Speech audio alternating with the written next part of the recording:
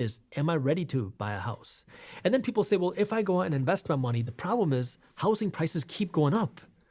I'm chasing this housing market. It keeps getting more and more and more expensive. And you're 100% right. It's a risk. But there's also a risk the housing prices could fall. I think one of the biases that makes people want to buy a house is that they're currently renting and they see that as just giving money away. So they think, listen, I could spend this money on a mortgage and I'll own this thing one day, or I could spend this same $2,000, whatever it is, on rent, and I'm never going to own this thing. Well, I'm here in Los Angeles right now. I had to stay in a hotel. That hotel payment is paying somebody's mortgage. It's paying somebody's college tuition. It's paying for somebody's stuff. When I go to a restaurant and I eat out, I'm paying for somebody's mortgage.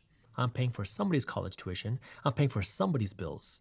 Because when you go out and you rent, that's what everybody says. I am making my landlord rich.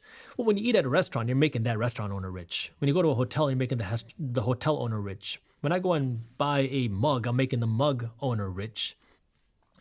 And the reality is, yeah, it's good for you to own a house.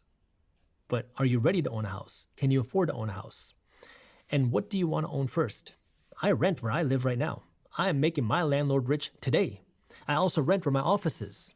I am making my office landlord very rich because my office rent is very expensive. Do you feel bad for me? I hope not. And this is where we have to get over these money myths that many people keep selling you, that you can't build wealth if you rent where you live. You can't build wealth if you don't get a good degree. That's not the way that the system works. See, there's the traditional rules, and then there's the real financial education money rules. And again, I'm not saying it's bad to own a house, but it's bad to own a house you can't afford.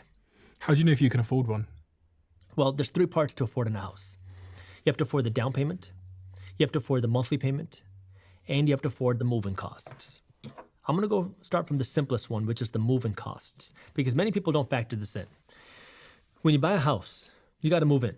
And I'm not talking about the closing costs. You might have to hire movers, which are expensive. You might have to upgrade your furniture, which is expensive. You might have to upgrade the house, which is expensive. Factor that in. Then I want to talk about your down payment. People don't like when I say this, but I don't say what I say to make friends. I say what I say to help people be better with money.